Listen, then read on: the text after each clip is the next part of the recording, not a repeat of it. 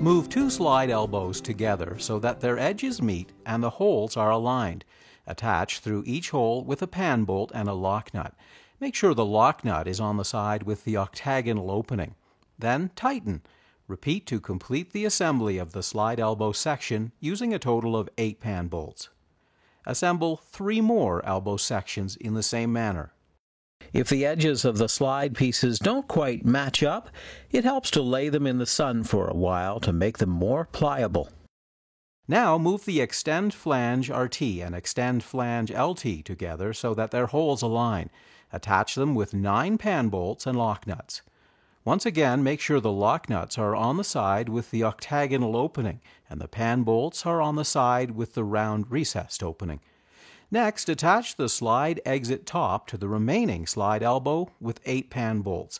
This will create the elbow exit assembly. With some help, place the flange assembly into the top opening on the end wall of the fort. Make sure it fits snugly into the opening. Then, from inside, pre-drill pilot holes through the 4 holes along the bottom edge of the flange assembly.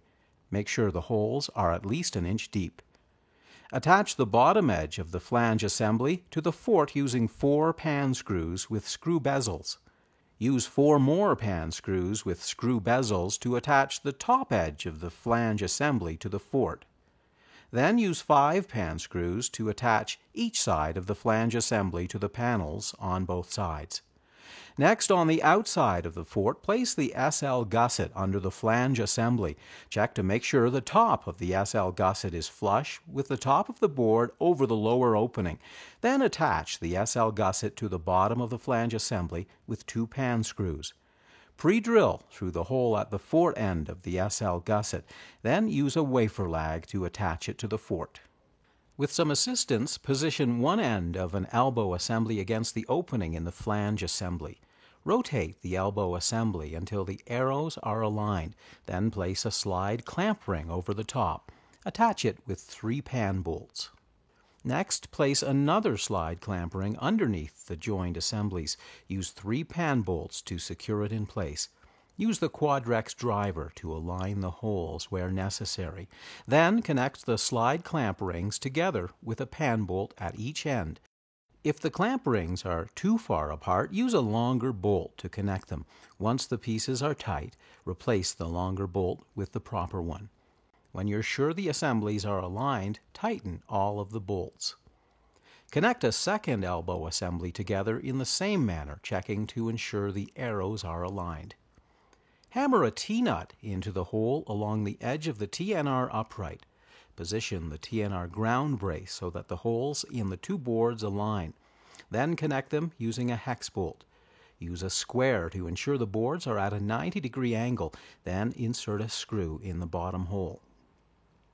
Attach the 2 remaining elbow assemblies. Then position the end of the TNR brace assembly against the post just behind the slide. On the 4th elbow assembly, remove the pan bolt closest to the fort. Attach the bent end of the TNR tube support to the clamp ring using the pan bolt provided, along with the original lock nut.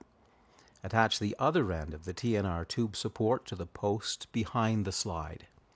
Now remove the hex bolt on the slide clamp ring closest to the end of the TNR upright. Connect the fitted end of the post mount to the TNR upright with the original hex bolt. Then pre-drill through the 2 holes at the other end and attach the post mount to the upright with 2 pan screws.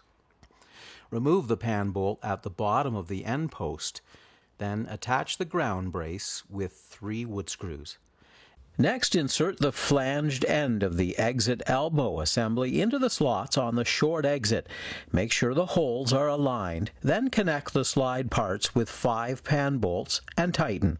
Position the exit end assembly against the last elbow assembly. Once again, you'll be assembling it with 8 hex bolts and slide clamp rings on both the top and bottom. At any time during the slide assembly, the Quadrex driver is ideal for making adjustments to the alignment of slide parts and clamp rings.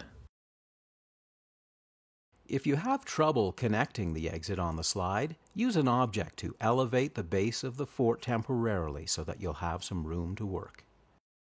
When the exit elbow assembly is aligned properly, Tighten all of the bolts, and your slide assembly is done.